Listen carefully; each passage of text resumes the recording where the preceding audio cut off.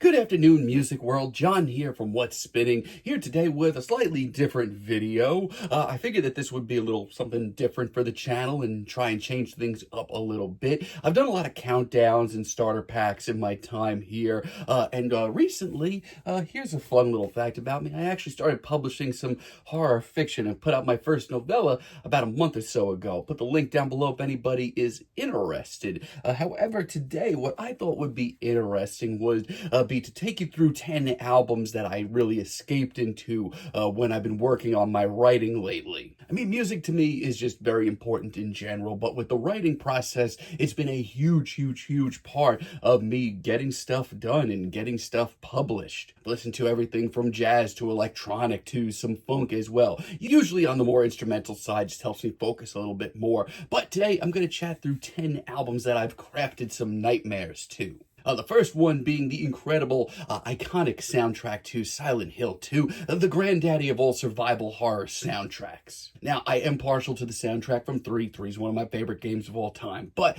this thing is talked about so much for a reason. I've been escaping to this album quite a bit lately. I mean, Akira on the soundtrack here did something incredibly special. Not only did he create his own little world, it's such a versatile, little dark, little tortured world. Not only does it have these very immersive, very tense, very atmospheric cuts that will get you on the edge of your seat and truly unnerve you, but they are paired up against some of the slickest and hippest beats of the early 2000s. This album will absolutely sear your soul, but my God, does it ever have a sense of cool to it. It's a classic for a reason, as is Aphex Twin's selected ambient works 85 to 92, Mr. Richard D. James, ladies and gentlemen. I mean, I'm gonna be honest with you, I wasn't really into Aphex Twin a lot growing up. A lot of ambient and electronic and IDM kind of just skipped over me as I was getting into music. But while I've been writing a lot more over the last few years, it's become so much easier for me to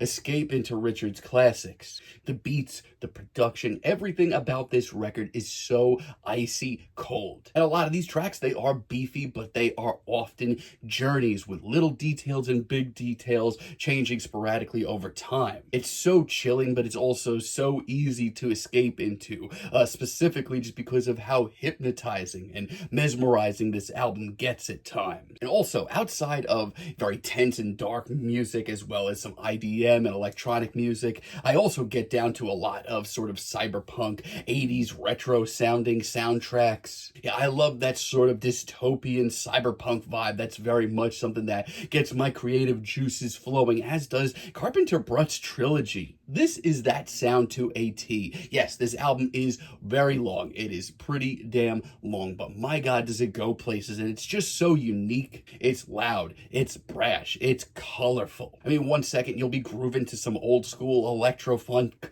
with some 80s tinge synths and getting your groove on, but then the next moment you'll be slapped in the face with some pretty loud, very brash industrial blasts. It's the perfect soundtrack for thinking you're watching some 80s snuff film. Also been escaping a lot into DJ Shadow's classic Introducing. I feel like this album and its sense and just its overall feel has changed so much with me over the years. I mean, I probably first heard this record 15 years ago at this point, and at that point, it was just a masterclass in sampling and production and slick beats, which it absolutely is. And that's what really reeled me in, but there is a very surreal side to this record as well that cannot go untalked about. I mean, when you really break it down, this is, after at least the first few tracks, a really unnerving and unsettling listen. Like, this whole album sounds like almost haunted by its sampled work. Not only is it hip and sleek, but it's hard to focus on. It's hazy, it's tortured even at points,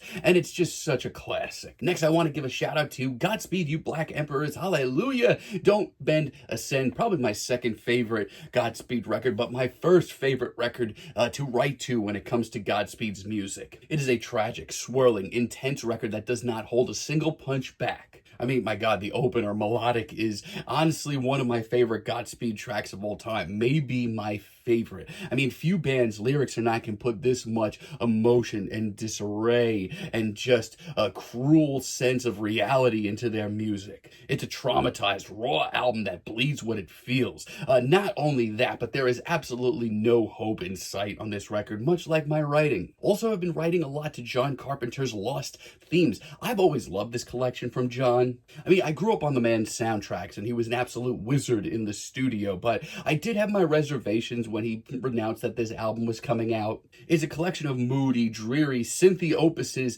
that were actually unused themes for movies that he was going to produce but never came out, which is an interesting concept, but I understand how it could have gone both ways. Personally, I just thought that it wouldn't be the same, especially if the material never came out, actually. However, Carpenter is a legend for a reason, and the amount of love and care that go into these unused themes is just as impressive as a lot of his classic ones. Not only that, but it's just great electronic music all around. Also, One Tricks Point Never, Garden of Delete. I mean, if you know the channel by now, you'll know that Dan's music is probably some of my most cherished electronic music ever.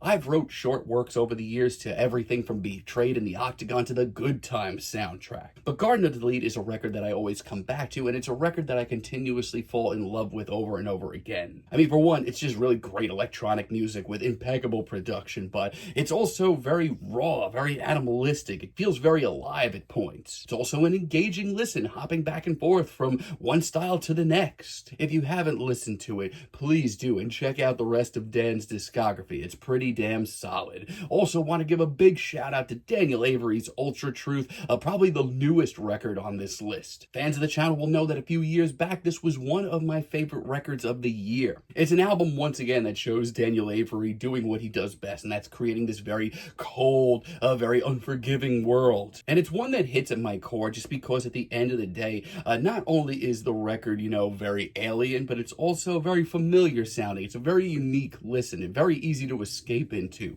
Also want to give a big shout out to Prurien's Frozen Niagara Falls, probably the most challenging record on this list, and it's not going to be for everybody. This record is harsh. There is a lot of just straight up noise on this record that is pretty damn crushing and headphone splitting. Not only that, but it's a really long record too. But the duality of this record is really special for me. Not only is it just so harsh and in your face, there's also moments on this record, quite a few, that are beautiful. Not only that, but amongst the noise and the static, it's one of the most gloriously textured records I've ever heard. It's great. Not only that, but it is an incredible escape. And finally, and one more record that I've, crafted my nightmares to, so to speak, it would be BBNG 2 from Bad Bad Not Good. A fun fact, when I was younger, I really was not into jazz, and this was a record that really helped me get into it. It is a dreary, moody collection of covers, for the most part, ranging from everything from